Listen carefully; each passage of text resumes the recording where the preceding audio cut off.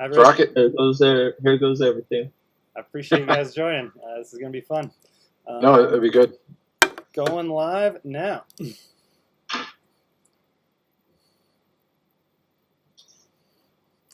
Hey, how's it going, everyone? This is the premiere of the Honest Analysts with myself, Tyler Coates, also known as Sawcruteez, and two of my best crypto friends and most respected analysts themselves, which is Joe Saz and Mr. Fiboswanny. So today is quite the special occasion. And because of that, I am definitely going to be cracking myself a nice Coors Light with some Blue Mountains to match the tie. And I'm also going to be joining Joe with a cigar. I was hoping sometimes he'll join me with the hoodie, but doesn't look like that'll be the case tonight. So Joe, it looks like a bit of a new background. Is that just redecoration, or what do you got going on? We finished everything, painting. Finished all the woodwork, got some flooring in here. So this is now officially a Bitcoin lounge. Heck Full yeah. on.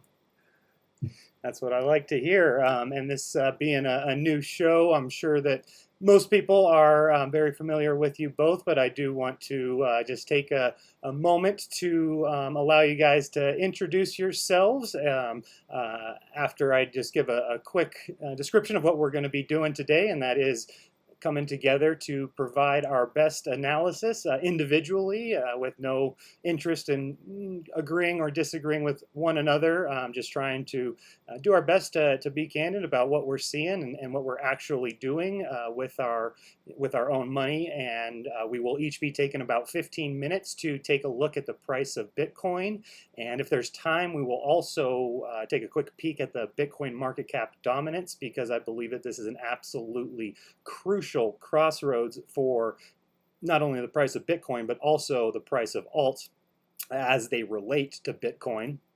And therefore, we want to consistently follow that on this show. We're planning on doing a regular stream every Thursday around this time, about 7:30 Eastern, and would really appreciate anybody that hasn't already to subscribe and click the bell to make sure you're notified when we do come live, because I think we've got some big volatility coming up in the months to come, and we are hoping to be your place to come get some insight about the technicals behind the price action. So that being said, we'll send it back to Joe after seeing how Fibo's doing and getting to know a little bit about yourself.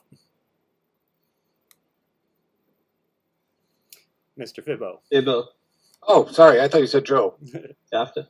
All right. No. You guys are going by your first name, so I'm gonna dox myself here and just say, which is fine. Everybody knows who I am. But Brian Swan is my name, so everybody calls me Swanny. So that's where the Fiboswanny comes from, because I come from a background of doing a lot of Fibonacci analysis.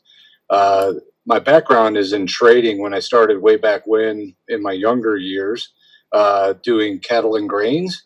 I was a futures trader, futures and options, for about 7 years. And then beyond that, I went into the energy world, and I've been in the energy consulting sector for the past 15 years, 16 years. So I'm 20 plus years in the markets, and right now I like the consulting side, so it kind of keeps me in the markets and keeps me in the trading world, so I can trade on my own, and then I can also help everyone else do what they need to do on the entry and exit points in their markets. So that's where my Fiboswanny comes from. I got a Fibonacci background. That's kind of my expertise, and that's kind of the rabbit hole I went down over the last many years. And then of course my last name Swanny, so just call me Fiboswanny. Glad to be here, and I'm looking forward to it. It's gonna be a good time. Excellent. Well, sure appreciate you sharing a bit about yourself as well as your real name. I'm sure that I will continue to call you Fibo, as I like that nickname, and I'm the type that I never really call people by their first name in real life anyways. It just doesn't sit well with me, so I will probably continue with that, as many continue to call me Sawcruteez, and that is, of course, quite all right with me. Joe, how are you doing?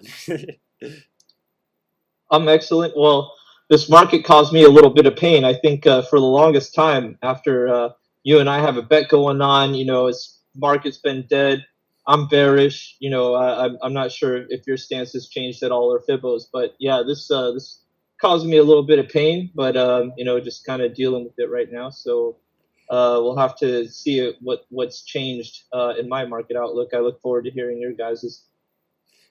Absolutely, and I'm hoping that you have a good hoodie picked out for me, because I'm awful picky. I've got a lot, and I only end up wearing a few. So I hope that you got a good one picked out, because I am still very bullish and ready for this price to go on through the four figures. So anybody that isn't familiar with these two gentlemen, I definitely recommend you check them out. Fibo has been incredibly generous with his time and his knowledge, sharing analysis for free on Twitter, TradingView, and he also has a Patreon where he shares some stuff privately as well, and has been doing an incredible job trading through this historic volatility, which is something that I really pay attention to when somebody is really able to succeed in that sort of environment and do so in such an effective way. And all of it is out there publicly, maybe not all of it, but enough of it to get the idea of where he was buying and where he was selling.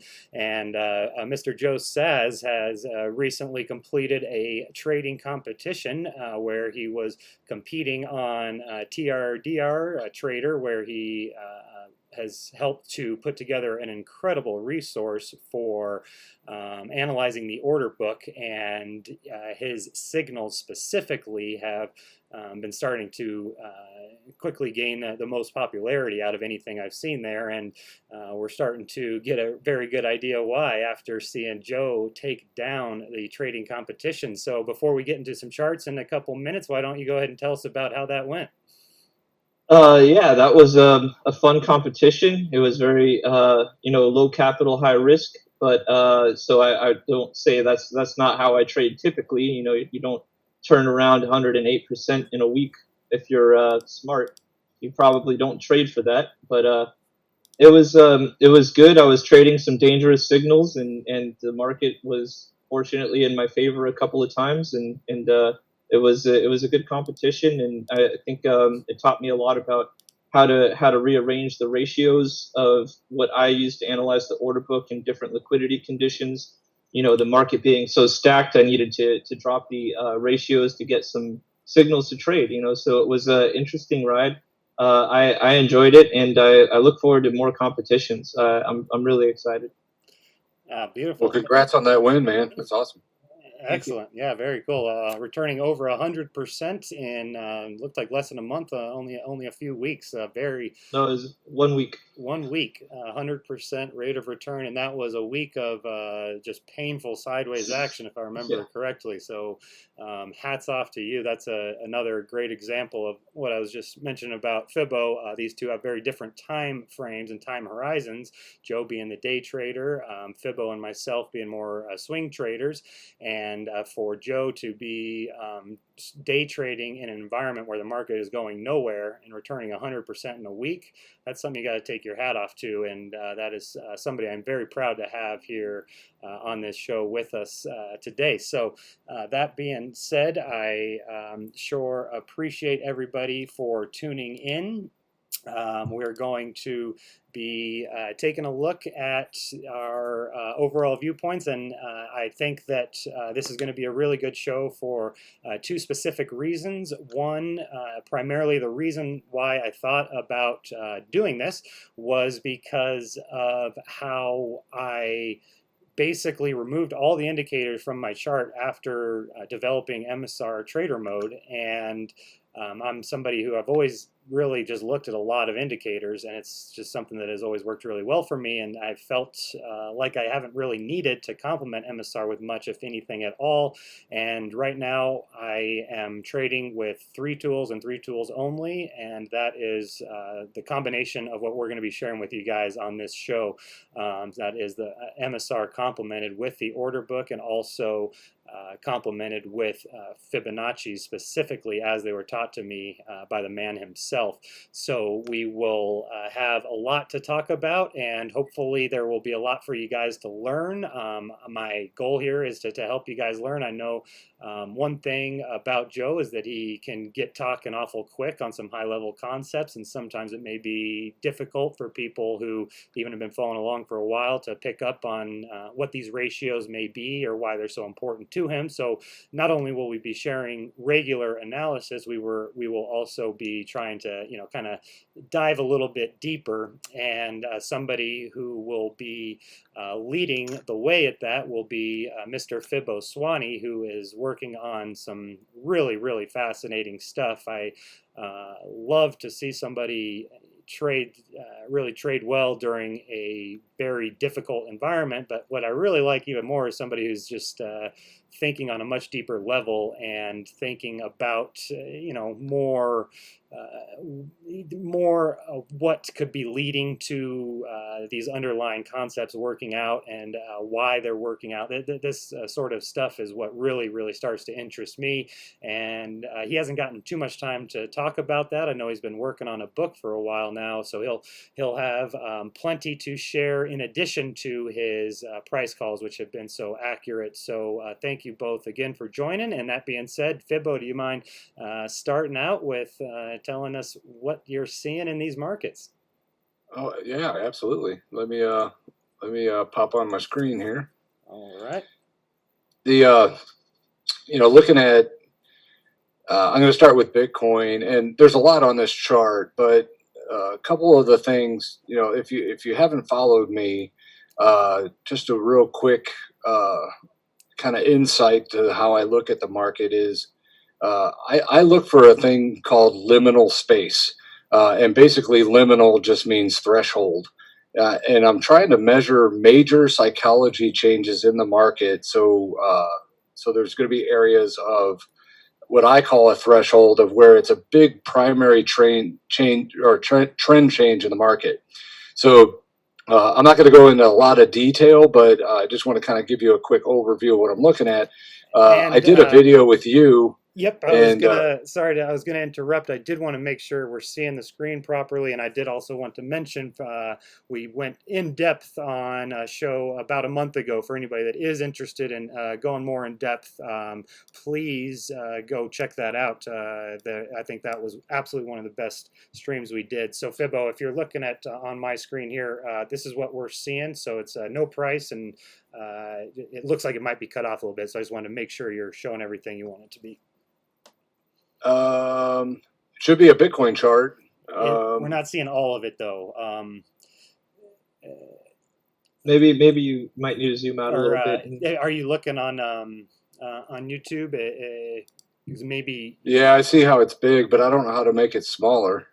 Don't know how to make it smaller. Huh. Okay. Let's see here. Let's see. Yeah, and potentially we can just call out the prices, and it should not be too big of a deal. But yeah, having the price in there on the right, I think that will help it as long as we can see what you're wanting to show. And if you hover over the numbers, like the 82, hover your mouse over the 82 on the right on the y-axis. You might be able to drag it out. Yep. Is it zoomed as low as it'll go, or can you? There we go. It looked like it was coming out. There we go. Yep. Perfect. All right. We're in business. I could try that. I mean, I can make my chart smaller, but I don't know if I can make my screen smaller. Yeah. I was trying to make it. Either one. If you could make the chart smaller, just so we could get the whole chart in the screen. If not, this will do just fine. How's that look? Getting much closer. We're seeing, seeing what we need Yeah, to without see. the whole screen, I don't know how I'm going to show it. We see what we need to see now because the fibs have the prices on them, so I'm sure that that's going to have everything we need to see. If you just, that's right there's perfect. And if you want to talk about the ADX, just scroll down a little bit, and I'll make sure it's looking good. So go right ahead about to get back into what you were talking about. Actually, I'm really excited about starting this stream, like specifically today, because I am starting to, I think, learn to kind of start to identify the liminal space a bit myself, and it's really been a neat experience to see just how I feel when price tests these certain critical Fibonacci's. And that's something I've thought a lot about, and that's something that came from Fibo's liminal space, and today I think we are in it. We're right in it, where you are about ready to long. You're right on the threshold, and that's where that liminal space is. Where are you going to buy? Are you going to sell? What are you going to wait for? Are you going to trust it? Are you going to overexpose? All these things are. This is rare to get to be in this moment for a swing trader, somebody using the daily chart. Maybe once a month, maybe we'll have a setup like this. So I'm really excited for you to get to share your thoughts about what you think about this liminal space, if I am even right about that being this spot.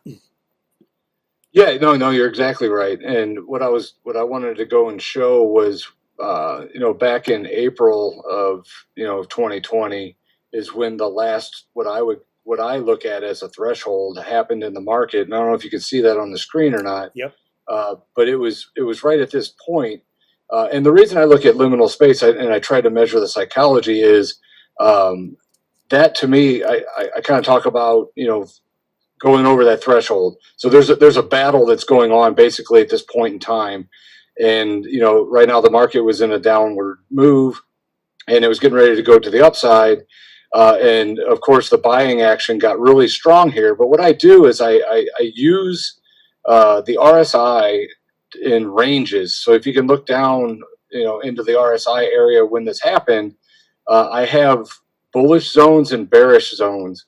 And when that breaks into a bullish zone, right at this point, and then also you had the internal momentum, complementing that. That to me is going to be a spot where it breaks that threshold. Now, what I do differently and what I've discovered to find very good support and resistance levels in the market is I actually take my fibs at the start of a threshold and not the start of a. I mean, you can use the significant highs and significant lows for sure for many other reasons, but when I'm looking at a break in a threshold, I want to use that point as the start of the fib level. So when I'm looking at this, I'm looking at the next high, and I'm looking at the 38.2% level to see if it's going to continue to hold. And as you can see, hopefully you can see, this 38.2% level here at 91.50 has been this level to kind of watch. And I also look for what is called I call it filtering. It's a 3-day or 3-period rule, and I'm looking at a daily, so it's 3 days to where the market needs to close 3 days consecutively underneath to consider a break. And that never happened along this line. So what I've been looking at down in the RSI is we moved down into the bearish zone a little while ago, back in June, but the momentum hasn't been really strong to really break us into a strong downtrend. So I've been kind of looking at this little area in here as consolidation. But recently, what has happened over what I would call the next possible threshold, which I think it's actually a threshold, now that we've actually are 10 minutes before closing and we're well above a level that I'm looking at. But if you can look at the chart here, and hopefully you can see where we're at, this latest trend line here just broke to the upside. We had a crossover on the ADX. And the reason I didn't buy yesterday on this big move was I was waiting for 3 days close above this 61.8% level, which is 93.18. And I'm not going to go through how that, I mean, I guess I could. The way I got to that is you start at the threshold and you work your way up. And this 61.8% level right here was the first spot, and then you would move it to that one, and then look at the next level, and then the next level, and that's where this blue line, the 61.8% level, comes into play, and it's at 93.18. The other day, or a couple weeks ago, it tried to break this level, but it never broke it 3 times. It closed once, and then it closed back underneath of it, and it wasn't a break for the bulls. And as you can see down in the RSI, we were still in the bear zone, and it didn't break this level of the bears into the bull zone that I'd like to see.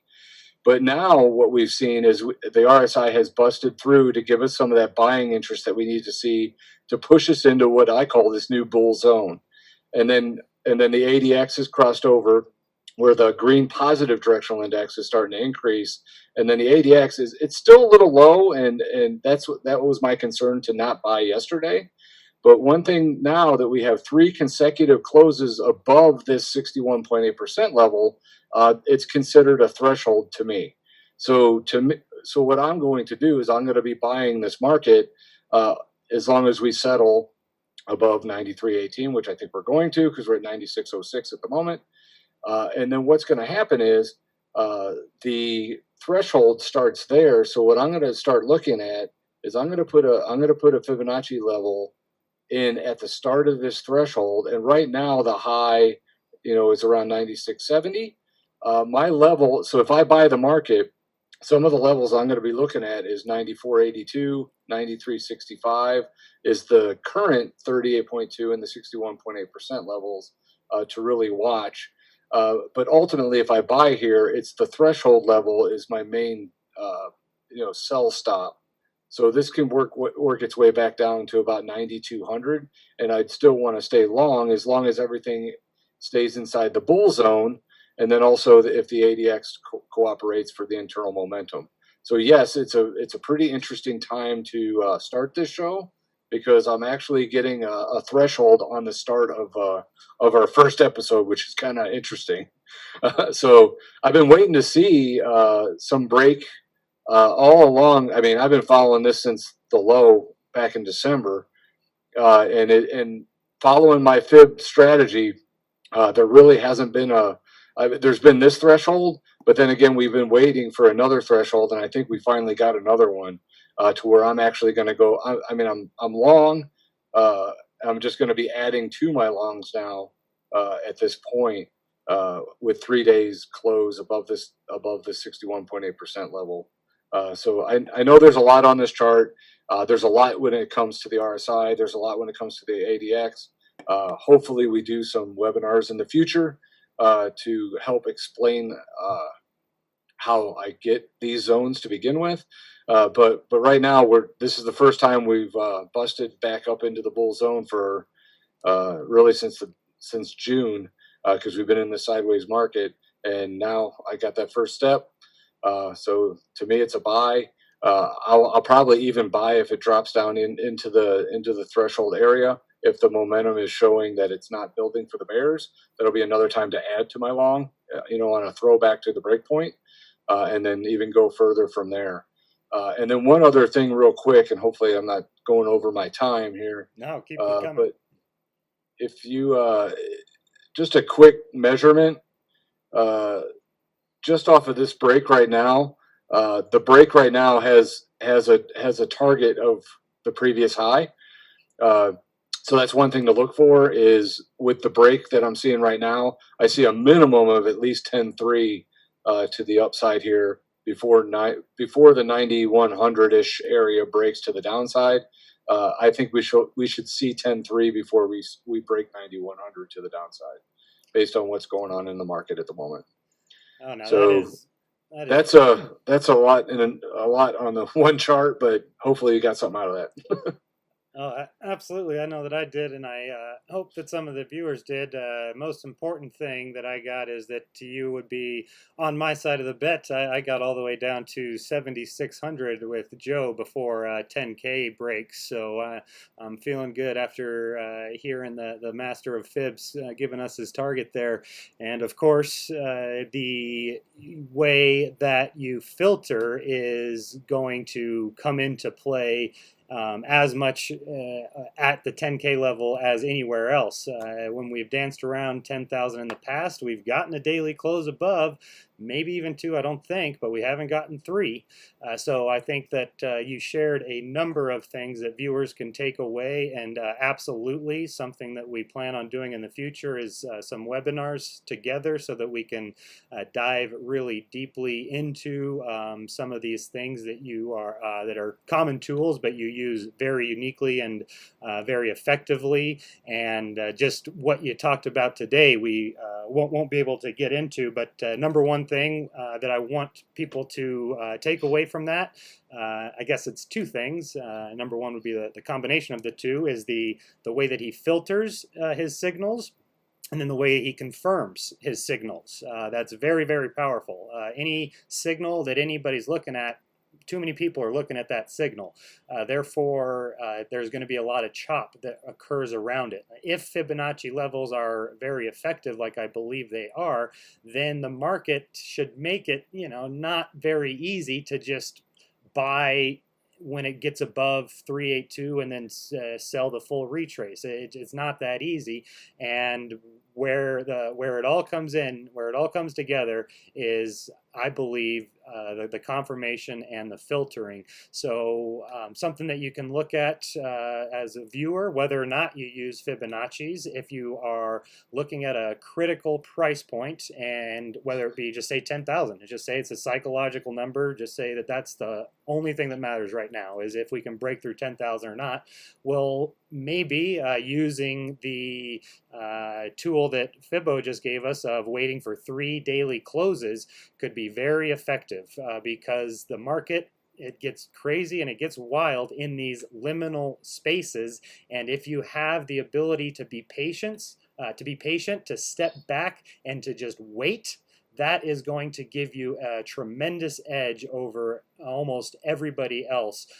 So that was the last thing that I kind of wanted to sum up is my understanding of the liminal space. This is as far as I know, a completely new concept that you have come up with yourself. You've coined the term, and it's fascinating to me. And as far as I understand it, the liminal space is the time that happens between, say we have a critical level, and right now Fibo's was right around 92, we'll say. So we have the 92 critical level, and then if you get 1 daily close above that level, you're in the liminal space. Because now you've got 48 hours or maybe a weekend in between to wait to see what happens. And what if the market, a lot can happen in that time. And what's going to happen to your psyche and your emotions when the price is dancing around your critical level or maybe flying away from it in this liminal space? So is that correct, Fibo? Would you say that? Yeah, no, that's absolutely correct. When you come up to a threshold like this, and I looked at it as a liminal space because if you just look up the term liminal space and Google it and stuff, you'll notice that whenever you're going over a threshold, going from that point over from A to B is an extremely stressful time. So what I was doing in my analysis over the years was trying to figure out a way to reduce emotion, reduce stress. So when you get to that point, you have something that you can follow that kind of keeps that emotion at bay. Because when you get to that point, right when it breaks that point, everyone goes nuts and emotion gets all nasty and people are going, I'm buying, blah, blah, blah, fear of missing out. And people become emotional traders. And that's where I think a lot of people get hammered is they let their emotions get the best of them. So what I've kind of come up with is a little bit of a filtering type thing to help you through that threshold, to kind of trust that everyone that's working with emotions is going to flip this market all over the place. But if you let a couple of days go and it breaks it and you're on 3 days above that level, then you know that the buying is, and of course you got the indicators to help, you got the derivatives of the price to show you that it's real and it's working that direction. So yes, you are correct. It is the most stressful time, and that's where emotional traders start to come into play. But we want to take that emotion out, and that's what I built this whole system for myself to not trade with emotion and trust the models that I put together. Excellent. Thank you very much for explaining that. I guess I did have something wrong there, that the liminal space isn't something that you come up with. That's something that is a psychological concept. Oh yeah, no, yeah, it's a psychological term that psychiatrists use. It's anything in life where you're going over a threshold. They use examples of like becoming an adult. You know, when you all of a sudden you're out of high school or out of college, and all of a sudden you got to start doing real world stuff.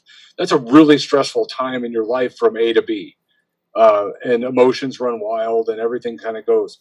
So I was looking at that psychological term, and I've read a lot of psychology books on trying to figure out markets, because I think psychology rules the markets pretty much, because it's the psychology of the buyers and sellers that are happening out there for all different reasons. So I looked at that as I was looking at all these different Fibonacci levels and trend lines. I'm thinking there's a lot of crap that goes on right at that point. And not every point matters as much, because I use the indicators to figure out which points are more important than others, because you can draw trend lines all over the place. But I like to find trend lines that correspond to major psychology points in the market, and that's why I try to use the indicators to find which points those are. And so to me, that's that step of going from A to B that's really stressful. So that's where I'm. So liminal space is a psychology term, which liminal actually means threshold. So, but I always looked at trend lines and Fibonacci lines as, you know, there's a, you know, trench warfare going on between buyers and sellers, and it's the biggest battle that's going on at that point. And that's where I think the emotions start to kick in, and that's why I feel like if you take some time and put a model together or some types of rules or guidelines and stick to them during that movement over the threshold, I think that will help a lot in your trading or investing or whatever you're doing in the markets. Right there, what you said is, I think,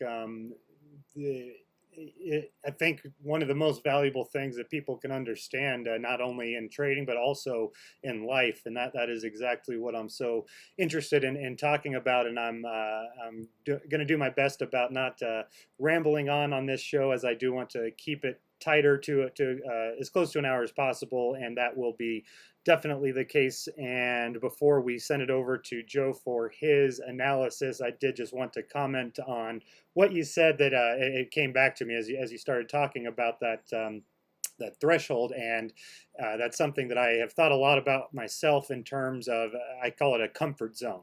And once you get out of your comfort zone, however you do it, it is a life-defining experience. And for sure, one of the biggest is going off to college, or the first time you have to go support yourself. That is as far out of your comfort zone as you'll probably ever get. And the one book that I would strongly recommend anybody that hasn't read it, and I did want to ask you, Fibo, before sending it over to Joe, is a book that's less than 100 pages, and it is truly one of the best books I've ever read, and it's called Who Moved My Cheese?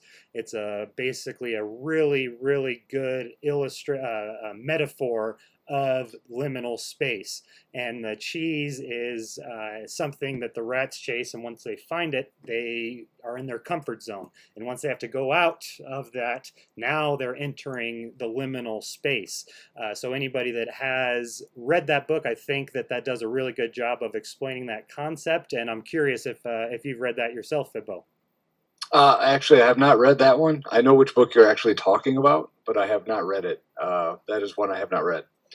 But I will put it on my queue for sure, because anything that deals with liminal space, I've been trying to dig into. So I will definitely be putting that on my list. Great. I hope you put it high up, because I think they do a tremendous, really good job of explaining that concept in such a way that's easy to grasp, and it's a very short, quick read. It wouldn't take you a couple days. So thank you for sharing all of that honest analysis. That was not only honest, but I think very enlightening, not only to myself, but to anybody who likes to use trend lines or horizontals / fibs. You can draw them anywhere and everywhere, but trying to connect them to a point of psychology, that I would say is the number one thing I've learned from Mr. Swanny is the really identifying these key areas of psychology and then using those to draw my boundaries. And again, this is such a perfect time. Viewers, what have you been doing, thinking, feeling over these last 3 days? Have you been thinking or feeling kind of what we're talking about? Have you been out of your comfort zone when the price started moving up? Did you, if you were not long, were you feeling like you missed out? If you were long, did you feel like, man, I wish I would have bought more?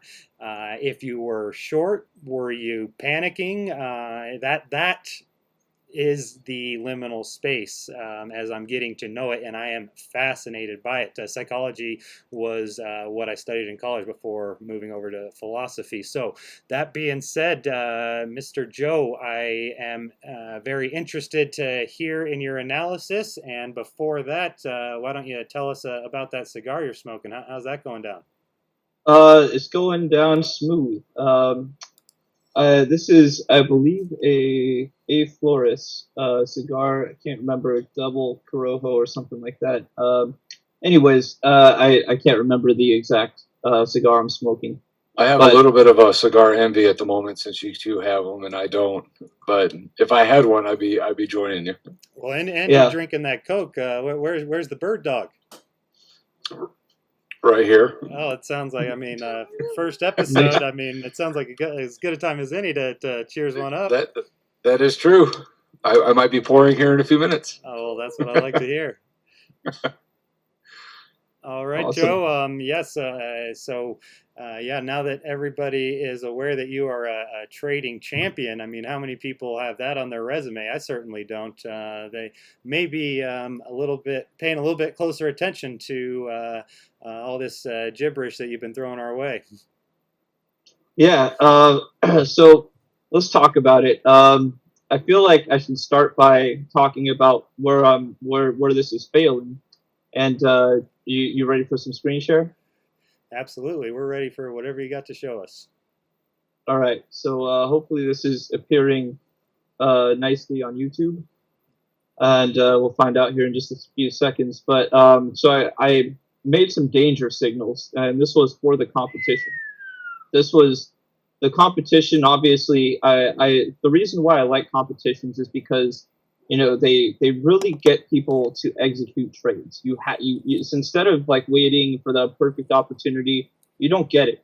So you have to move. Oh shoot, yeah, it looks like the screen share isn't working well. It looks like, all right, let me see if I can do like a control. Someone was mentioning like a control zoom or something. I don't know. And I can see the signals in the order book pretty well. You know, in the price, I feel like that we'll get what you're showing. And all right, I'm confident that it is my screen resolution. I've got a big monitor. I don't know the settings or something. That's going to be the problem, and it will be fixed next week. So bear with us this week, and we appreciate your everybody's patience. All right, so I'll drag this around as much as I can to get the results, but this has basically been pretty useful in high liquidity situations. When the market is stacked heavily, and I'm using the order book depth 0 to 10%. So from 0 to 10% on either side of the book, I'm looking at this total number, which is the total bids plus total asks. And right now we're at 12,000. So this is a pretty liquid market. I mean, it's been very difficult to move price. It's cost a lot of money, and we've been eating through a lot of static orders. So this actually doesn't feel too different to me from what we experienced not long ago with that grind up to 9,400 through a lot of resistance. And I'll see if we can get there. This is the 9,300 range. So anyways, this has just been, you know, sniping. It's been, and here it is. Here's that 9,400 range I think that we made it to last time. And we had some great signals riding through here, even 1 to 2.5 band signals, which are the most important to me. And so coming back down to that lower 9K range is something that I was highly expecting. We kind of did. I think we topped the low 91s, but we didn't really get into the 9,000s. So, you know, we had a lot of signals. This was a really rough ride. Fortunately, wasn't overexposed, was able to get out kind of clean. I was trading with some leverage in and out of some positions. You can see we had some nice signals. But man, this has been tough. You really got to trade this right. You gotta be, watch this bid ask spread in the 0 to 1% band, maybe even get a confirmation in the 1 to 2.5% band just of control, and then you have yourself a position. But keep in mind, this is really, really better for liquid markets. And, going long, let's say, in something like this, you'd be waiting for a band flip, like right in here, or anything like, in this low range. Obviously, you got to pump into a band flip, and you had something up here. So it's been pretty scalpy, and this is how I was making a lot of my trades. High lev, quick in and out, high frequency trading. And we even had some instances where we had, signal to signal, within 30 minutes. Or 15 minutes. So this has been pretty wild, going short into a decent bid-ask spread right here, notified right here, and then dumping into a nice bid-ask spread for the bulls. Take that long, confirmation of the bid-ask spread in the 1 to 2.5 band control as well. And yeah, just been using this to trade in and out. But this is where things get hairy. We just moved violently up through some serious areas. I'm talking, getting stopped out of trades here. And what's happened in my eyes is we annihilated tons and tons of liquidity to the upside. This whole run to the upside was through resistance. So that tells me that buyers have definitely spent their coin to get us here. Or spent their money. I shouldn't say coin, because obviously that might be a mistake with Bitcoin. They spent their money to get us this far. So it's cost a lot of money to get us here. We're getting some consistent signals, and this has been one of the most dangerous things is the horizontals. You think that you have something safe here. You have a nice setup of signals, maybe even a flash of one here. I'm not sure. We get some nasty wick going on. This has just been a very difficult time to trade. I got stopped out. And I'm waiting for the next play. Part of me is saying, hold on to the rest of your position and let this thing ride south. Come back down to the 9,200 range, 9,100 range. It might be the low 92s this time. But ideally, falling back into something that gives us a nice long signal. We've been channeling for so long that we've been getting signals on both end of the action. So, with after having blown through so much resistance, I think that we're due for a pullback. You can clearly see in the order book that there hasn't been much structure built. We're just filled with some 20 pockets here, $10 aggregations, 20 packs, 18 packs, some small packs, and then obviously at the $100 and $50 aggregations, which is very typical, we have our largest stacks of Bitcoin. So this is one of the things that scares me, is I think bears, if I am right, and bears are in control of the market, what they like is liquidity. And, we had tons of liquidity in the lower 9,000, and they didn't eat that up. So it kind of surprises me that they wouldn't sell into that much liquidity to minimize slippage. But what they are willing to do is let price pump, probably get a lot of orders filled. But now that there isn't much liquidity, my concern is, will they start market selling and trying to compete for that best order? Because again, the book just isn't that liquid. I would believe that they would prefer for the book to be stacked with a lot more 100 Bitcoin buy walls before they want to dump into liquidity. Obviously, this isn't necessary. This can happen with a ton of plebs that just want to sell off, and that can move price. But I think it's going to take some big people to really move this. And so I'm very curious to see how the bears react to all this action. Basically, we don't have much. You can see that the stacks here are just, a couple triple-digit packs here and there, as opposed to at 9,400 and 9,300, we had so much resistance there to the upside, and it was just destroyed. So I think bulls gave us one hell of a run. I'm not convinced that they own the market just yet, but that was definitely enough to get me shaken in my boots. Now we're looking at a pretty strong convergence of bears in control, even very, very slight dominance over here in the 0 to 10% band. You can see bulls gain control for a little bit, and price reacted accordingly in that range, even through this mist over here, all this red action. So I'm a little sketched out. The market is kind of rebuilding with some liquidity, 12,000 Bitcoin, 0 to 10%. So I would consider that on the medium end of liquidity. So it's still going to take a lot of action to move price. But right now, to the downside, we're pretty much primed for a sweep to the downside. Really isn't much resistance on the way, and these 100 packs are dynamic, which leads me to think that at least 50% of them are likely to pull their liquidity from these aggregations before getting filled completely. So that's just a general rule of thumb for new orders. And being that we are just past 9,500 hours ago, that's definitely not static orders. These are definitely dynamic orders. Over the past couple of days, we've broken all the way up from 91, 9,200 into these, selling pockets or these massive bid ask or massive ask dominant areas. And bulls have been fighting as hard as they can to get us here. So part of me is saying, are they done? Have they given up? I don't think the answer is yes. But the same logic that I would apply to bulls wanting to accumulate, it was the perfect time to do so at 93, 9,400, which would make anything above that really an impulse move, and that would mark a top to me. So I'm still leaning toward a pullback where I can get out with some money. But this has definitely been a painful run, very painful run for me. So I'm a little curious. I'm a little, you know how it is after you get knocked out of a trade, you got to really regroup and reevaluate. As I'm doing that right now, I'm saying, there's not much liquidity left to run up the price and catch these low liquidity or the smallest slippage moves. And say someone wanted to buy a ton of Bitcoin, well, here's one of your first stops, right, 96.20. But on the way down, unless it's a bunch of small fish trying to get their orders filled, we're not looking at anything fantastic, So this could spill, we could tank, but that's going to require people accepting a lot more slippage if they're trying to dump their bags. And I don't usually bet on big fish wanting to run through that much slippage unless they're profitable all the way down to some ridiculous range down here, and they could market sell all the way down to it. So I'm just not convinced of anything yet like that. I'm actually a little nervous being in my short position. I hope we get enough of a pullback where I can consider exiting at a bit less of a loss. But this has been one hell of a ride. The orders have been pretty nasty. If we're talking like 1 million above, maybe 100K and above. It's been pretty stacked. I mean, we had some huge orders over the course of the day.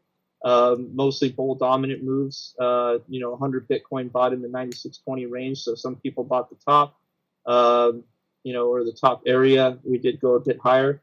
So I'm just kind of sketched out about what's happening. I think I might need to decrease my exposure and return to a sane state of mind before really deciding what to do if this is a transition, which is something that scares me. If I'm bearish, the last thing I want to do is be, on the wrong end of the transition, which it seems like I could be already, which, is something that I don't want to consider. I really don't want to have to be forced into a corner right now, but it looks like I am. So I'm not necessarily bullish past 10K yet, but I'm certainly scared that the bulls have been really throwing everything they have at this. And maybe not everything, and that's why I'm so scared. We've made it pretty far, pretty fast, and they may yet have some wind in their sails. And you can see the dust is just, the sell side dust is not doing anything to the bulls, not tripping them up in any way. So it looks like we're finding some stability as we have in these previous post-pump situations, and if that continues to hold, then it's going to be a little bit dangerous for my cause. We really only have some strong moves to the upside for a little while, and then we get to 10,000 where we have a decent stack, a couple triple-digit packs, just like we had at 94. So if bulls can manage to sweep this liquidity, then 10K is going to be broken probably just as easily as 94 was, but with a little more emotion and AKA a little more violent of a move. So that's basically what I'm preparing for is abandoning ship. Hey Joe, quick question. One thing I look at is once I have a threshold break and it's been 3 days up like that, typically you'll get a throwback back to the breakout point most of the time. And if that's the case, some of the levels I'm looking at right now is right around that 92, 9300. Mhm. Is there anything in the order book that shows that maybe there's buy orders stacking up at that level? Or At not 90, yet? it's too new. We've Too only new? been here Okay. for like 24 hours, so that Okay. everything above, let's say everything above 9,200 is considered a dynamic order to me.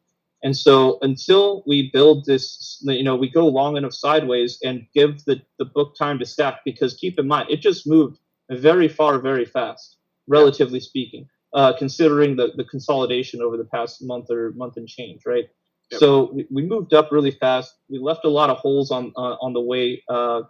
If we were to go up further, we would need to build more support. We haven't really built that support, and what we do have are like 100 packs, 130 packs, 150 packs, and then a little bit of action down at 9,300 with back-to-back triple-digit walls. But that doesn't look strong to me, so I would think that there is a pullback coming, which is why I'm kind of holding my breath right now with my head under the water instead of panic exiting. Because again, if there isn't the liquidity for buyers to buy into and maximize their slippage or minimize their slippage, then I would assume that sellers are going to start to say, well, it looks like buyers are stalling out. It's time for the competition to sell. At which point we'll get the elevator down. Hopefully, I'll get my exit, make back some of that money that I lost if I'm lucky. If not, break even, and I would already have lost some because I did deleverage my account pretty significantly. So I'm just a little scared. There's not much liquidity to the upside. There's far less to the downside. Maybe not far less, but the 0 to 10% band indicates a very slight dominance, not significant in my eyes. The 1 to 2.5% band is growing, and the 0 to 1% band is pretty consistently red. So what buyers, all this means to me is buyers have been exhausting themselves, and I do believe a pullback is necessary after something like that. But when we did have that, No, that makes sense because one thing. I mean, I'm a psychology guy, so what usually happens on a break like this to the upside is you have people that have stops in there for sure, and then you also got people that are going to be buying it because of the break. As it gets up to a certain point, you're going to get profit taking, and there's going to be sellers in there that are going to want to take the profit. So what that'll do is it'll most likely throw back the price back to the breakout point. And then at that point, everyone that got long in the first place is probably going to re-enter. And then everyone else that didn't get into the market the first time is going to get back in. So you're going to get a double buy. That's why I was wondering if there's anything showing up yet.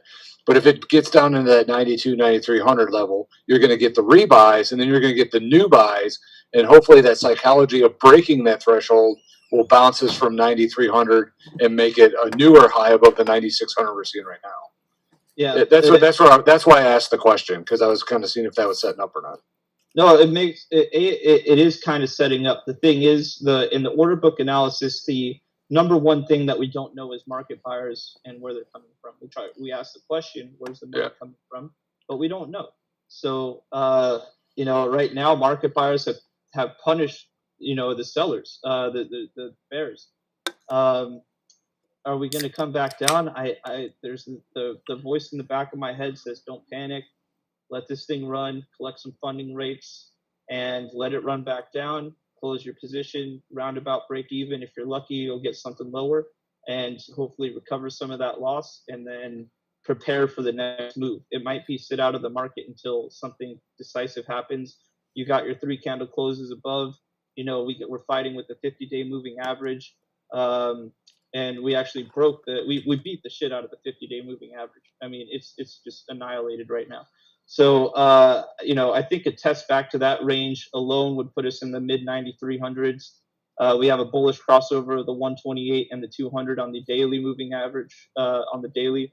So I'm actually a little worried right now that this could get, disgustingly bullish, or this could be a pump fake. I really just don't know. So in times like this, I like to lean toward conservative moves, and my first goal is now going to be to deleverage. My second goal is going to be to keep myself in a cross no live short to preserve my capital in the event that this is a fake out breakout. And then if it is, then I come back down, collect my funding, get all that taken care of, and I have some exposure to the market, and then I could reevaluate from there. But right now, this new high relative to what's been going on, testing the long-term descending move, at price at around 9,700 right now, all the way from 20K down to 14 and so on.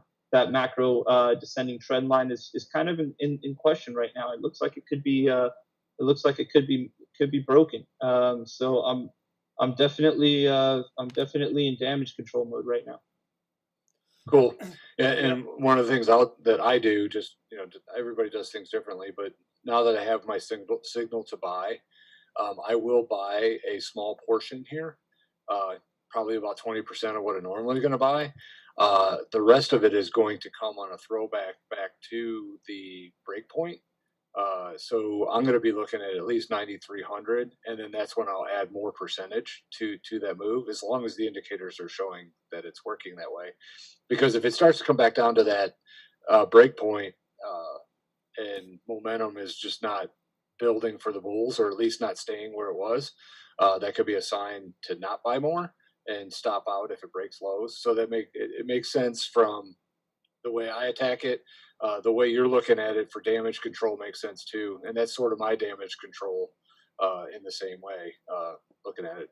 So cool. I like your stuff, man. Thank you, and same. I have a lot of thinking to do about those fibs, man. And that's absolutely some excellent analysis and input, just the types of conversations that I'm hoping to have. Another one of the reasons why I'm so excited about having you two on the show with me is that we are both, have our opinions, and we generally have good reasons for why we have our opinions, and we will not hesitate to, firmly state what we believe, and then we will also if we hear somebody else saying something that is completely counter to what we believe and are seeing, then at that point, opposed to trolling or lashing back or even getting the slightest bit confrontational, instead you have somebody asking questions, trying to understand how this may be able to work with his system, or may be able to complement something that he isn't seeing. And that's something that I try to do myself, and I definitely appreciate both of you taking that approach yourself. And Joe, you covered so much, like you always do. It's always you spend 10 minutes talking. I'm like, man, I need 5 hours of following up just on that 10 minutes of stuff that you went over. And I called it gibberish earlier because I think, I'm just afraid that some of it may sound that way when it is very much the opposite. And as Fibo and I have started to make some plans to put together some higher level educational content, I am feeling very confident that Joe will be joining us in that as well, based on the stuff that he has put together that is so unique and that he uses and knows so well as how well it combines with what I've been using myself. So the show is already at our hour, and that being said, anybody that's followed me for a while knows that I'm not any good at cutting off a high quality stream where I'm learning myself. I mean, both of what you just said, I'm taking notes all over the place, and therefore if anybody wants to tune out or if anybody has to go, please feel more than free. I will be sharing my analysis, and before that I just have to ask some questions. I certainly won't be able to ask all of them, but yeah, I mean, you just went through so much there. So first thing that I just want to just clarify and make sure that people understand is something I've heard you say a lot is signal to signal. You were showing a chart and you say, here we even went signal to signal, and so I just wanted to clarify what that means for viewers, in that that's what I would consider like a full stop in reverse, and I call it that because of the parabolic SAR is the stop in reverse is where that name comes from. So when he says signal to signal, I would be myself saying basically stop in reverse, and in this case stop meaning in profit, waiting for something to happen, whether it's in profit or not, then it happens. So you are stopped, you're exiting your position, and then in this specific situation, not only are you getting a signal to exit, you're also getting a signal to enter into the opposite direction, which is something that is very hard to do. I'm sure many viewers out there know exactly what it's like to get stopped out at exactly the wrong time, and as soon as your stop loss gets triggered, the market goes right back where you were wanting. And hopefully you're able to pick up from Joe and Fibo why maybe they are able to avoid that. And that is something that is almost impossible to avoid. And if you are consistently or regularly getting stopped out at the worst time, if you're also then so confident that the price is going to continue that you flip and enter into a position the other direction at the exact wrong time, well, you're not going to last very long at all. And there are two key things that both Joe and Fibo mentioned, and if I was a viewer, I would be going back and rewatching this because of how much was shared. And I can tell you I've rewatched my fair share of videos like this. But the two common themes that both of you shared, which tell me, or just which I want to reiterate, are the two things that are the most important outside of risk management, which we will absolutely reiterate. But the two reasons why, the two things you mentioned why I believe you are both able to consistently, Fibo does the same thing. When he gets stopped out, you will see him instantly, not instantly always, but often very quickly entering in the opposite direction, which is it's very hard to do, even if you're not always getting stopped out at the wrong time. If you're long right now Bitcoin and the price only moves to 88, are you going to be ready to just go short? You're probably going to be talking yourself out of getting stopped out. Whereas Fibo, he's getting stopped out and reversing very soon because he's identifying these critical levels. That if this breaks, I need to get out. And if I'm really identifying these critical levels properly, then it's probably a good idea to go ahead and reverse. And the two things that both of you mentioned, the first one that Fibo talked about that I meant to bring up that I wasn't able to before sending it over to Joe was how he talked about reducing stress and just finding something that allows you to reduce stress.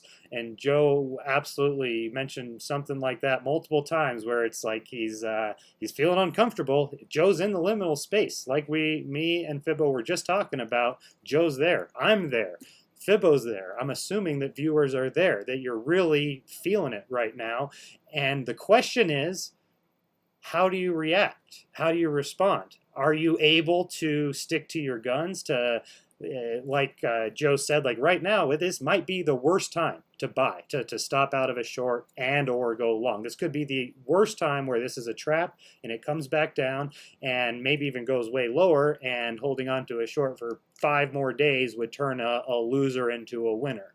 And if you're going to have that, you have to be very decisive and very careful about where you are going wrong, and therefore where you are needing to go ahead and exit and or get in the other direction. So that is what we were just talking about there, reducing stress, and what Fibo talked about with filtering, specifically waiting for multiple daily closes. If today closes above your threshold and you know you have to wait 3 days before you can do anything about it, you just forget about it. You know, that's the best thing that you can do, basically. Being too engaged, being too attached with these markets is what is going to cause you to lose too much money. The people that are the least engaged are going to have the highest chance to overcome this level of stress that affects everybody. Anybody that participates in the market, whether you have experience along the lines of Joe or myself, or whether you've been in the market for decades, you still experience it. That is something I am very confident of. So something to take away today is what do you have to reduce stress? What do you trust in? It really comes down to what do you trust in. You can have somebody, you could have Tone on YouTube telling you about the T sequential and showing you how many times it works, but if you're in the heat of the moment and that 9's printing on the chart, are you going to trust it? And if you don't have something that you can trust, you should not be actively speculating in a market at all, much less a market as speculative as Bitcoin.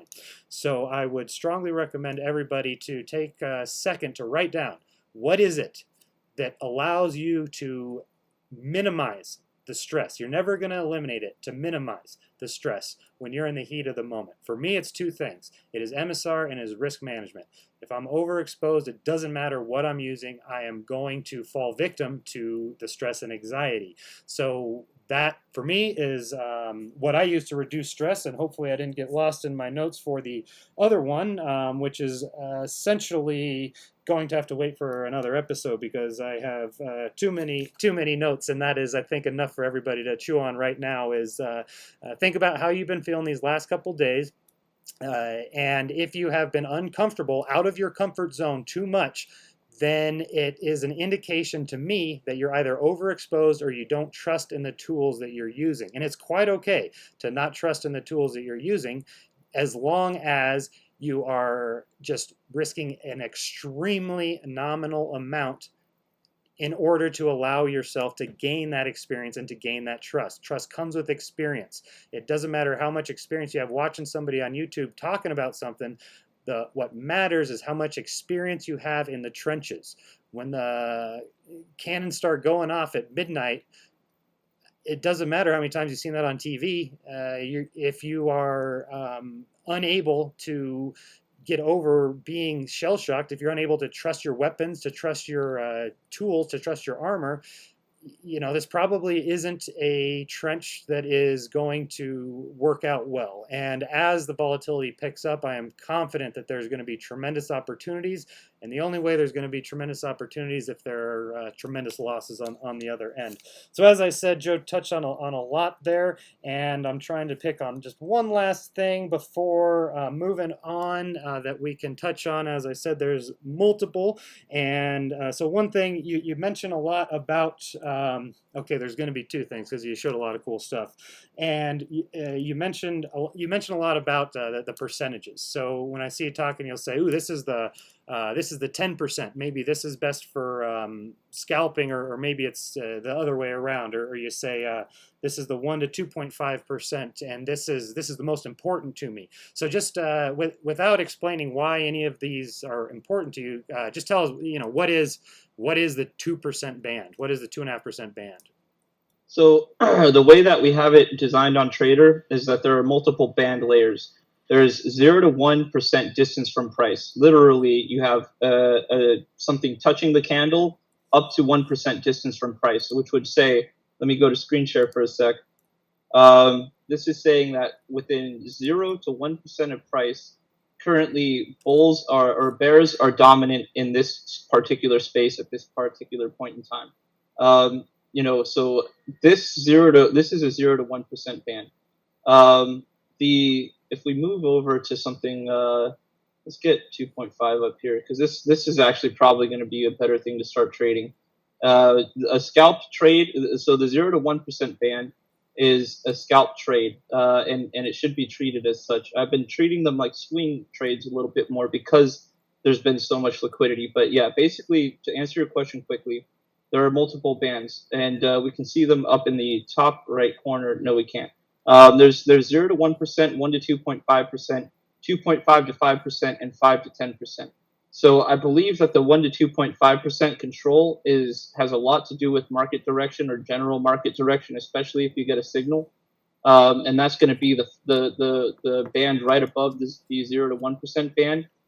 And if you can get some control of multiple bands with the 0 to 1, the 1 to 2.5, and the 2.5 to 5, and even maybe the 5 to 10, then you're looking at a very strong convergence of support or resistance. And in that event, that means that one side is overextended, and we're probably going to get a pullback.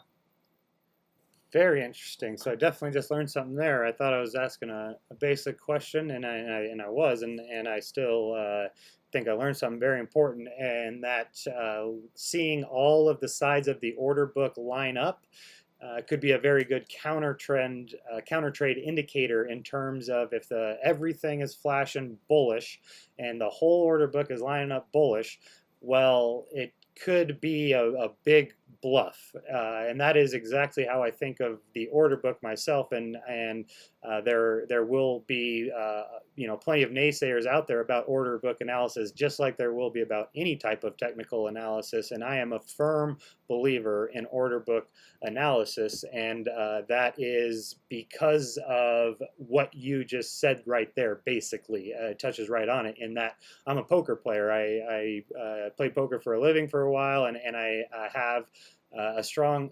I feel like I have an understanding in that if the order book is getting bluffed, if they're, and everybody agrees that people spoof the order book, the big traders, that whales spoof the order book. Everybody agrees. So therefore, in my mind, spoof, you just replace that with bluff.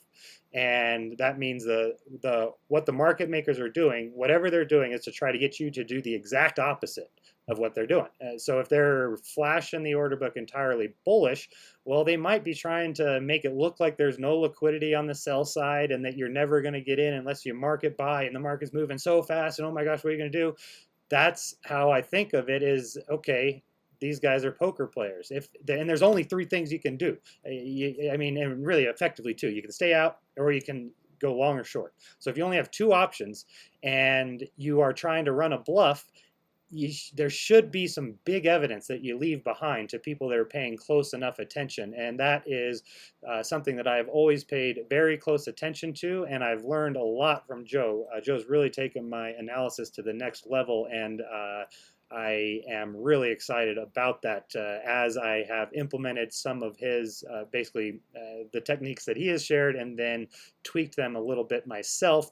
I have been been finding it to be very effective, and I was excited to bring it back to Fibo's question about are you seeing anything in the order book around the 9,300 level that would suggest it'd be a good area to buy a pullback? And if I was to go first in today's episode, I would have been pointing to the order book showing why I think it's showing some signs that 93 is a good area. So I'm excited to share why I do think that the order book is confirming what Fibo is seeing.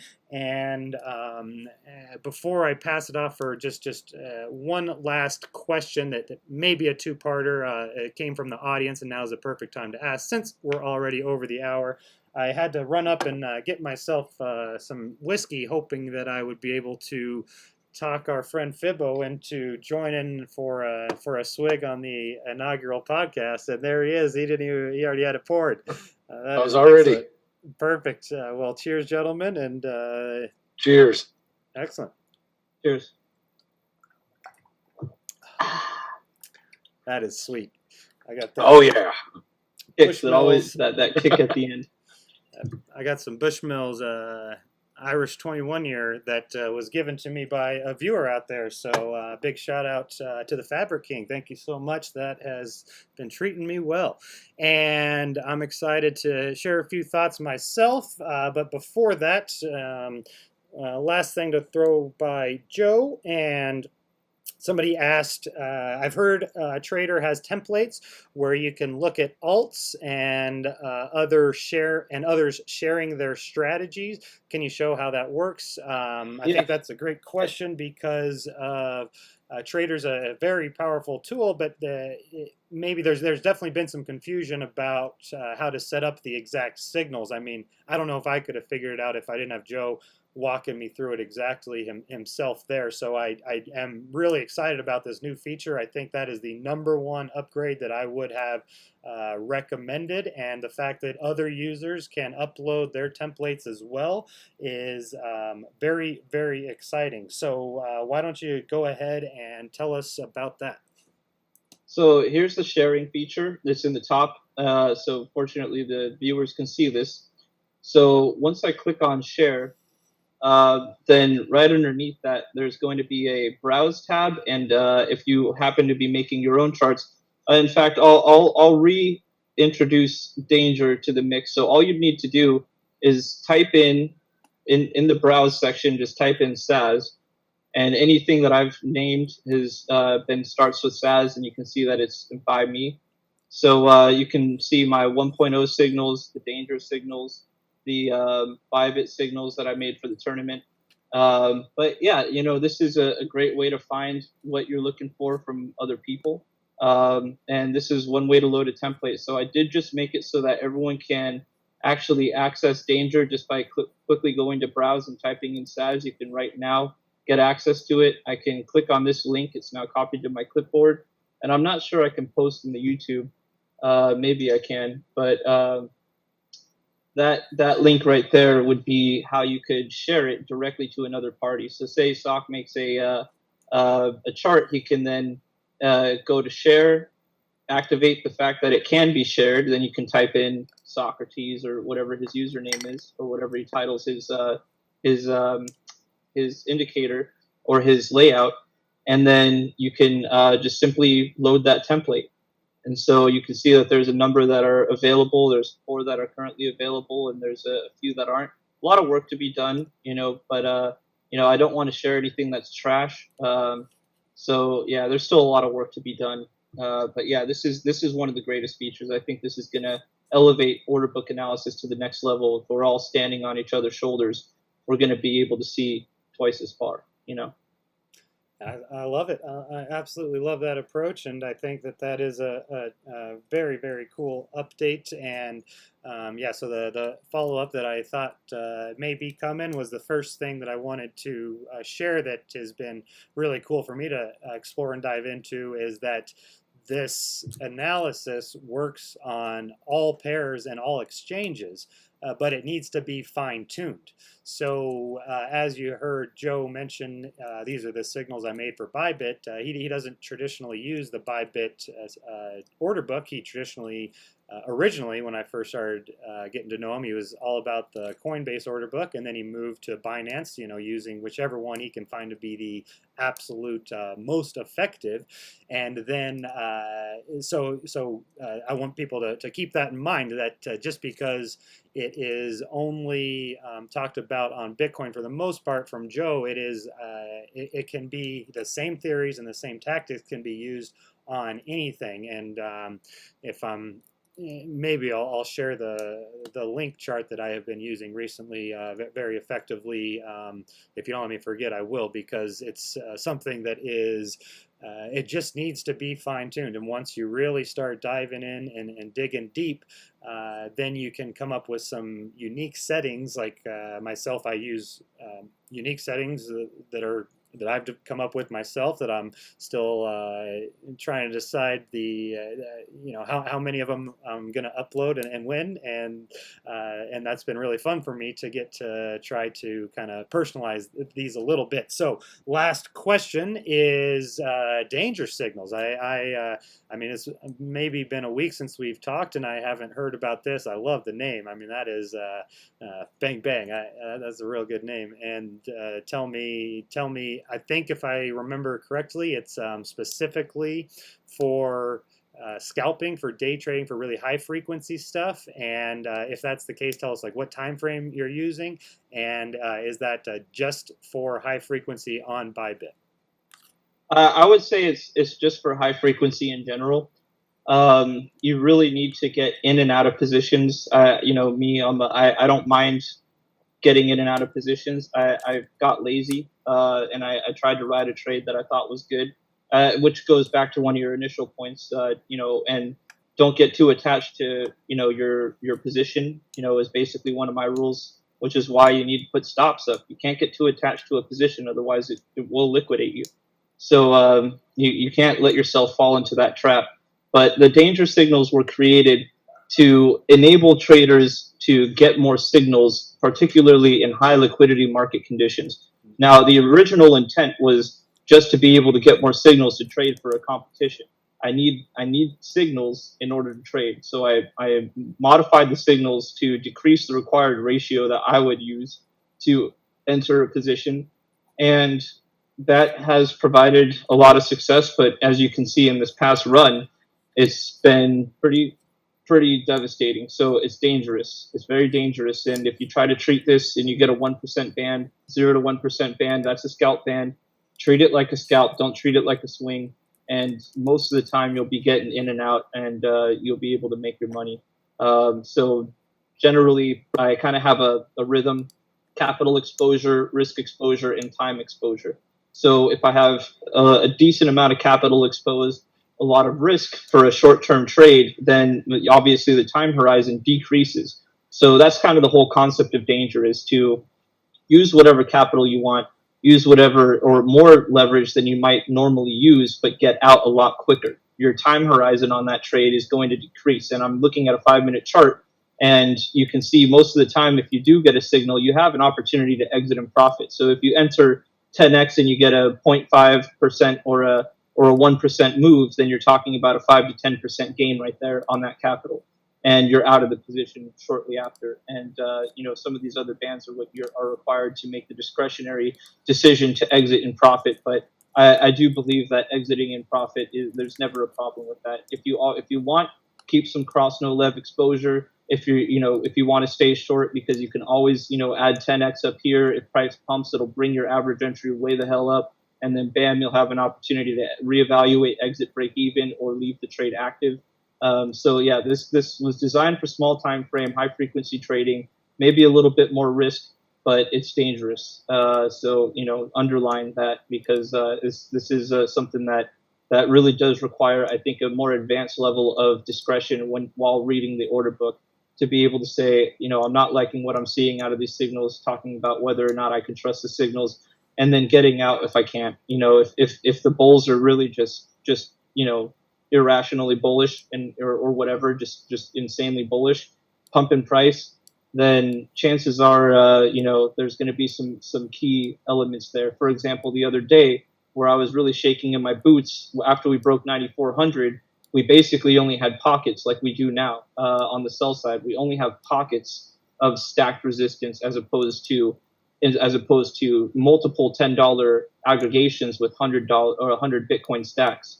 So once I saw that, I was like, oh shit, this is going to be a nightmare, and it was. And now I'm dealing with that. So I probably should have exited. I might have been too attached to the position. Maybe I'll be able to get out and laugh about it afterwards. But this is one of those situations where the stop is going to be. I'll be stopping out the rest of the account probably if we start looking like it's going to make another move up, which it kind of looks like it will. There just isn't the liquidity on the sell side to really cap the price anymore. And if bulls still have steam, then they're going to take it out. So this is like a really critical area for me to say, all right, there's no liquidity on the sell side. Our seller's going to start market selling, or our buyer's just going to keep sweeping it up, and then they'll dump at some other point in time. I'm just not sure. And so I'm in limbo right now with my head under the water. And I do think a pullback can happen, should probably happen. But again, I don't want to bet on that. I'd rather bet on a stop loss right now. Beautiful. Well, yes, I really appreciate that, and that'll be a good transition to what I have to say. I will keep it as brief as possible, and something that Joe and I have talked about mostly privately and not as much publicly is kind of what I've been really wanting to see and hoping to see, and I'm hoping that this may be the first signs of it, is that the bearishness in the order book over the last month or two was a bluff. And as the order book has shown some very bearish signs in this range, I have been really viewing that as a bluff post-halving, in that if there are some really big money guys out there who are really trying to take a long-term position, if you're a big money guy, you can't really take a month position, or even 2 or 3 month position. You just can't get in and out. So therefore, if you're trying to take a long-term position right now, I'm feeling much more confident than not that it's going to be in the long direction, and therefore you would be mostly incentivized to game the book to make it, really look like it's, there's more supply than there is demand. And so what I've been waiting for a while is to hear some bullishness out of Joe from the order book, and it hasn't come. And now he's been here before, for sure. As we come up towards resistance, this is how it feels. This is the liminal space. If you're a bear and you're at this level, you're feeling uncomfortable. And if you're bullish, you're feeling like you just nailed it. And that's how these markets work. So I am going to share my screen very quickly, and then we will call it a day. It's certainly been much longer than I thought, but it's the first show. We had a lot to talk about. And as we get into regular swing of things, we will definitely be keeping our analysis much shorter and more poignant. And now that I'm on the screen share, it's going to be a little bit different. Okay. And I am trying to check to make sure. Nope, that's not lined up right. Okay. And now we are almost ready to go. After a nice swig, Fibo. Delicious. So I've been pretty fortunate. I feel like very fortunate, to, at least up until this point. We'll have to wait and see what happens. But as we have started this show on a fortunate day to really get to dive into these most important concepts, which you really can't relate to, or we can't really even talk about, except for in some very rare situations. So starting this podcast on a really great day and time to do so, and that was and has been my hope for the launch of EMASAR, which was recently released right around when the halving occurred, and it would have been a little bit after. I'm not sure which one of these dips it was, but I remember going live with the indicator and sharing it while price was testing the buy zone. Those of you that aren't familiar with EMASAR, it is going to be signaling buys on the beach where we have this tan area, and then trims and or sells on the sky, with our double down area being in the ocean.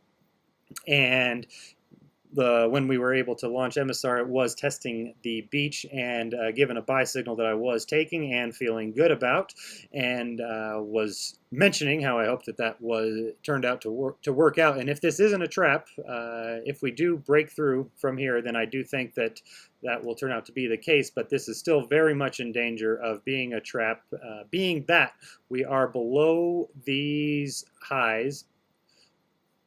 And they're testing them, we're testing them, and then here we are in the sky testing the moon and finding resistance from the moon. So this is definitely showing, that the levels that should be holding are holding, and therefore I'm still very inclined, not very, but I'm open to the idea that this is still a trap, and that the sellers are still stepping up where they should, and therefore, I'm definitely going to be waiting for a move through 98 to really start to feel like this is anything more than just another one of these moves that is stuck inside of this range. For me, this is still very much the liminal space, and I have a much wider sort of stop area than Fibo. There will be times where I'll have to hold on for positions for weeks before a signal comes through, and this is a spot where basically this whole area between 97 and 9,000 is basically no man's land to me. I have been doing some buying and selling in here, but at a very, very low, or basically what I would consider no risk way. And I will share a recent perfected sell signal that I was really excited about that went against me, but only cost me opportunity in the end. So that is the 15-minute chart that I am pulling up now. I'm having to adjust the exchange so that it looks how I remember, and here we are. So for me, this was a big sell signal, and I definitely took it and was confident in it, 93.80.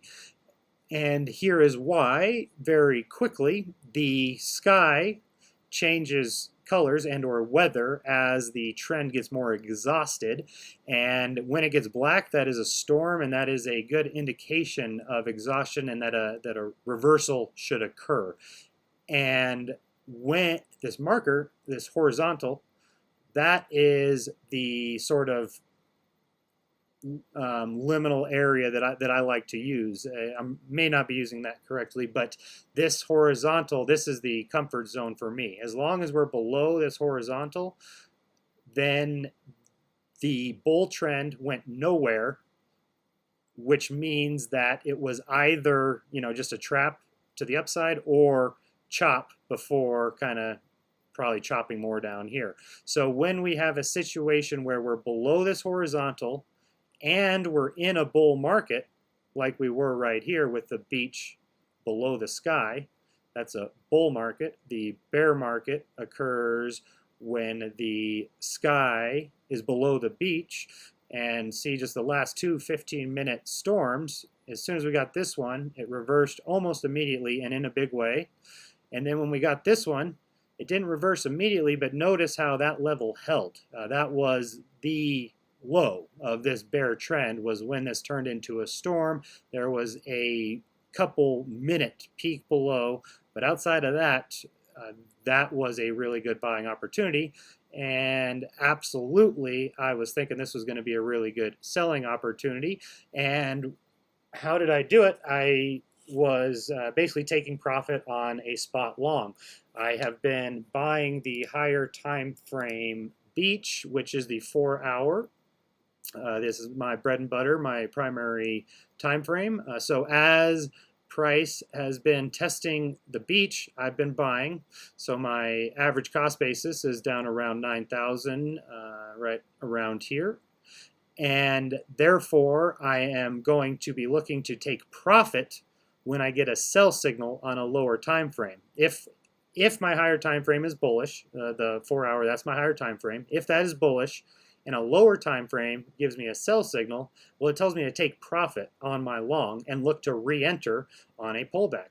And that's what I did, and I haven't been able to re-enter. My orders have been there, and they've been waiting, and I was going to tell you why I think that maybe they'll get filled, and that is some confirmation we're seeing out of the order book. But as it stands, you know, price just blew right through my sell orders. As I was selling the 93 level, it was a bad time to sell, but what am I left with? I'm left with cash, and more cash than I started. You know, I'm selling high after I bought low, and I didn't sell at all. I sold maybe 20% at most, probably closer to 15.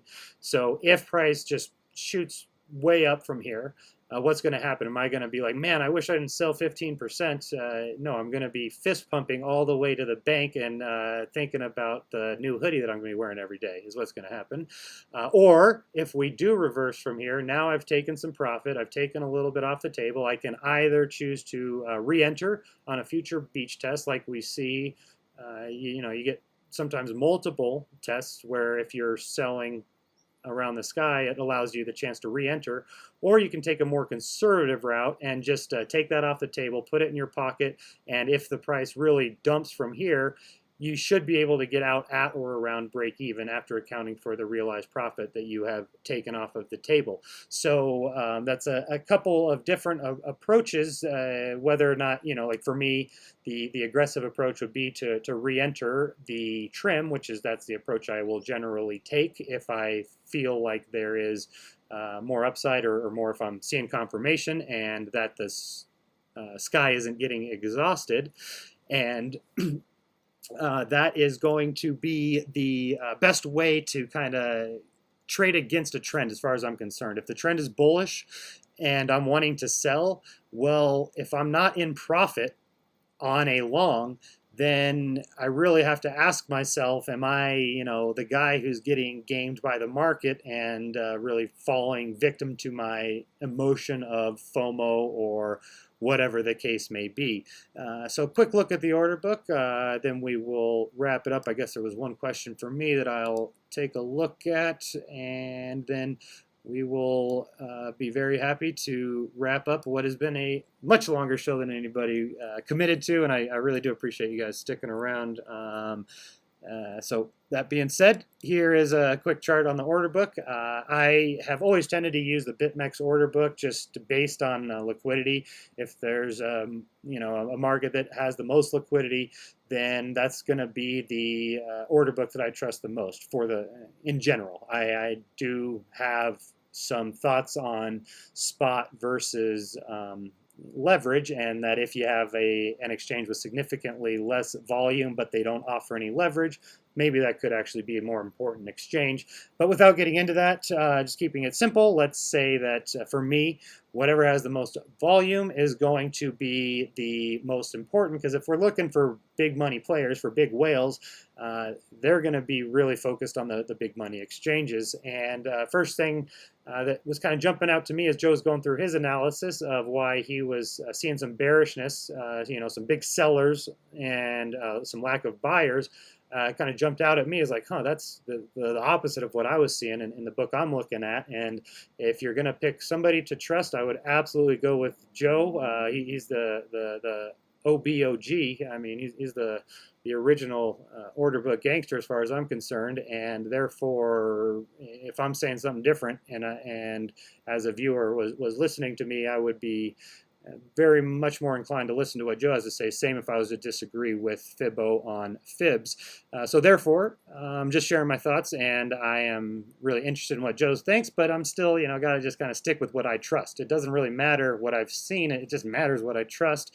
And here I'm seeing, some good gaps from 96 to 97 without corresponding in the bulls. And again, this could absolutely be a bluff, but for me, this is the situation where if the bulls were successful in their bluff to get fills on their longs, well, now they're going to be looking to move support up. At a certain point, the book has to quit bluffing, and it's got to start moving. So therefore, if you're a bull and you were buying below 94 and you are, feeling, and now price moves up and never returns below that area, not only does that make other bulls feel FOMO, it also makes bears worried about getting out of their short positions. So therefore, I'm seeing a lot of support here from 92 to 94, and more importantly to me is the horizontals that have been the most effective way for me to use the order book is to identify these big pockets of liquidity and to just draw some horizontals, and that's what we're looking at here. Some horizontals on the 15-minute BitMEX chart that I can't remember exactly when I drew them. It probably would have been around in here as we were consolidating. I do know that they have been working out very well and that they have also been lining up very well with fibs. As I have said, these tools just work very, very well together. Like right now, this is jumping out at me as something that is order book and fib signal type of situation. So let's see if we just kind of draw a fib from this low up to this high. And what do we have is, we got our 382 and our 618. These are the levels I look at to buy, to bet on continuation, is the area between the 312 and the 618 from the low to the high. So that's right here between 92.50 down to 91.15. And then we also had some, big significant ratios occurring at around the order book at this time. We had just broken through this one and smashed through and really tested the same thing, very similar to what we're seeing now. Potentially this is what's going to follow, where you break through some key levels and everybody that was selling here gets trapped right away, and they either panic exit or maybe they try to exit at break even. Whatever the case may be, the following move could be right back down, and that's where this needs to turn into support. Otherwise, we're in a range. If resistance fails to turn into support, we're in a range. And here is where I had some big confirmation from the order book on my sells. As I mentioned, I was selling, a nominal amount of my spot, 15-20%. I was doing it because of the perfected sell on EMASAR, and I was also doing it because of this order book horizontal on BitMEX at 94.53, and I'm certain I was also looking at some fibs where it would be something along these lines. Here's our emotional point. You have the consolidation, you have the downward move, you could draw your trend line, and then once you break through, boom, you move hard. So that's our emotional point. We draw our fib right here, up to here, up to that first move. And what do we see is the extension 1.272 to 1.414 is exactly in line with the order book horizontal and the EMASAR sell signal. So a good example of how you could have a perfect signal. Perfect could be, anti-perfect basically, in the terms of sometimes the worst signals, the ones that move against you the hardest or work out the worst, are the ones that look the best, and vice versa. Whenever you have a signal that is really looking good and it's like, man, I want to jump all over this, like me right here. That's generally, no, not me right there. Oh yeah, me right there because I didn't buy back here. That's generally when, you know, the market's not going to work out how you are expecting. So that is a good example of a situation I would take every single time, 100 times out of 100. I would be looking to sell here. If it was a bear trend, I would be looking to go short. In a bull trend, I would be looking to take profit on a long. If I couldn't take profit on a long, if I didn't buy at a better price, that would mean I should probably be exiting here and taking my loss. And therefore, not therefore, but moving forward, we will continue to keep an eye on these horizontals to turn into support after getting broken through. So here we break through this purple, we test this red, and then perfect throwback to the purple. And then after the throwback, what happens is you break right through, test around here, perfect throwback down to here. Now we broke right through, but notice how we haven't really continued. This may be the bears moving down. And this is where we may not get into much, but I hope we do. This is where I do think about kind of the Elliott wave theory, but I don't know anything about it, is that as the more times you kind of throw back and turn support, resistance into support, the more likely it is to be an exhausted move. Like right here's a perfect example. We've got a breakthrough, a throwback, a breakthrough, a throwback. After you get that many, 1, 2, 3 highs, now you really got to start to wonder, you know, if this is just too easy of a buy, and that everybody that steps in to buy is buying at the worst time before you get the A, B, C that comes down, tests support, looks like, you know, everything's all gravy, but the reality is that you got no follow through here. You're just getting a bounce, a dead cat bounce off of this support that's going to turn this into resistance after trying to break through, which is why you filter. And then after that, coming on back down to retest, this is where I have my orders set. And that's why I really like, you know, that approach of how I trade in terms of now I've got my orders set at the same price I sold. So I sell, and if I'm wrong and price blows through, I just right away re-enter my orders to buy back. And more often than not, I find out that I'm just getting right back in, and it's no harm, no foul. You go up, you go up to test resistance, you sell it, and if it breaks through, you buy the throwback. And if it doesn't throw back, well then hopefully you've got plenty of exposure to ride a big wave. Because when you don't throw back, that's when big waves happen. So that was more in depth than I wanted, but I think that there's some really cool stuff going on, and I don't really, you know, the only reason I feel like I should be apologetic is because you guys are sticking around listening to me when I am going to commit to keeping this to an hour, as long as there isn't any conversation I want to pass up on, as long as you guys don't get sick of it. Because I think, as far as I'm concerned, we have mentioned a couple times in this stream about you know, potentially some sort of webinar in the future. And as far as I'm concerned, what we just did today, I would have no problem charging for that. I mean, that is the first part of a webinar as far as I'm concerned, and that's what I like to do with these streams, is to you know, like an intro to a book. You don't judge a book by a cover, you judge a book by its first 20 or 30 pages, and in my opinion, that's basically what you're getting here. And over the following weeks and months and maybe hopefully years, we will continue to cover these concepts, but there are going to be some definite important details and also just some time restrictions that will only be allotted towards some sort of webinar type of situation. So I am, you know, on the one hand, we did go significantly over what I thought. I'm feeling really good about the content that we were able to provide for free to everybody, to give them a feel for what will be coming on this stream, and definitely the weeks and months to come, and potentially what may be around the corner for an avenue to dive a little bit more in depth. And with that being said, I think it is about time for us to sign off. So any last words from you guys? Let's send it over to Fibo. Thanks for staying with us. It's getting dark out there. Yeah, I didn't turn the light on in my office, but yeah, the sun has set. No, I'm just my final words is I'm just going to keep an eye on what's happening here. We got the three closes above. I bought a little bit while you were talking. I bought my 20%. I got filled. Let me look it up. I'm filled at 96.05.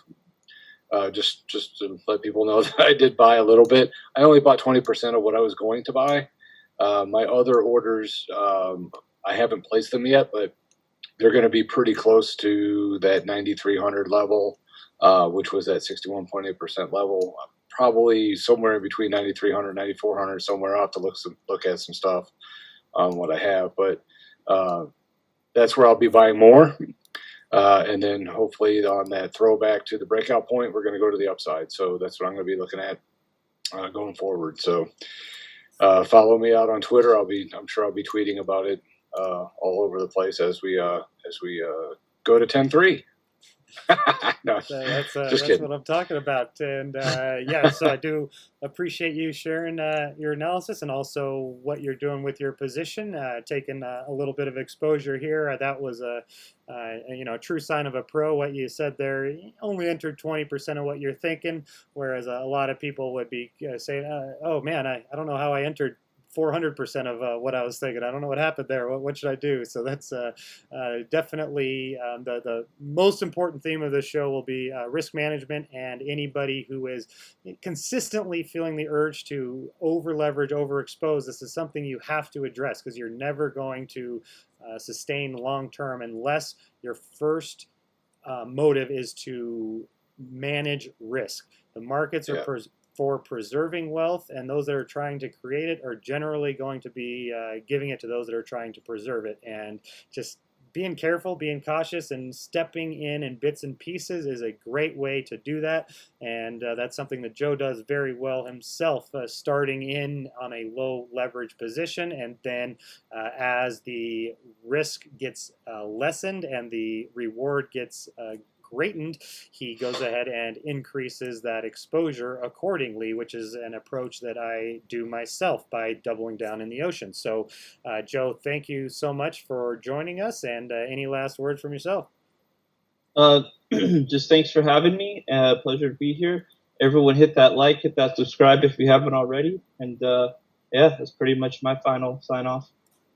All right. Well, I really again appreciate everybody for sticking around. I'm sure that 80% of people turned out after the first 20 minutes, and those are the people who are not really going to be trying to learn for themselves over the long run. The people that still are listening right now are likely the individuals who are really putting in the effort to understand what we're talking about, opposed to just listening to the prices that we're talking about and going ahead and trying to copy along the lines there. So that is what our hope is, and potentially that's maybe a good side effect of a longer than normal show, is filtering out the people that are actually interested in learning what we're teaching, opposed to just copying. So thank you all very much. This is a show that we are all very excited about continuing. If you would like to support us, please click the like, click the subscribe, and check the description. We have some affiliate links in there. Joe Saz with his trader signals. You can click his link and get a free trial to that and check out the signals that he created for Bybit to win the recent competition. I don't know who doesn't want to check that out for free, especially with how easy it is with the new template. So way to go to you and the guys at TRDR for getting that updated, and a big congratulations to you. A hoods off for winning the trading competition, and cheers as well. So Fibo, thanks again for all the generous time and effort that you have given to the community, and I'm really excited about you being a part of this moving forward. As I've mentioned, I just like hanging out with you guys, and if it wasn't for that, this certainly wouldn't have come together. But just so happens that the tools that you both developed are the two tools that I like to use the most to complement EMASAR. And to learn more about any of those things, Fibo's Patreon is something I would definitely recommend. If you don't want to take my recommendation, go to his TradingView and look at his recent calls. that were public in real time throughout this COVID crash. Look and see what he was doing, and then also go look and see what he's doing before then in a much more normal environment. And then you will see why I am so confident in his Patreon group, and Sawcruteez.com for the EMASAR indicator. That's SAWCRUHTEEZ. And with that being said, I will give it one last cheers and end the stream. Cheers. Cheerio. Thanks all.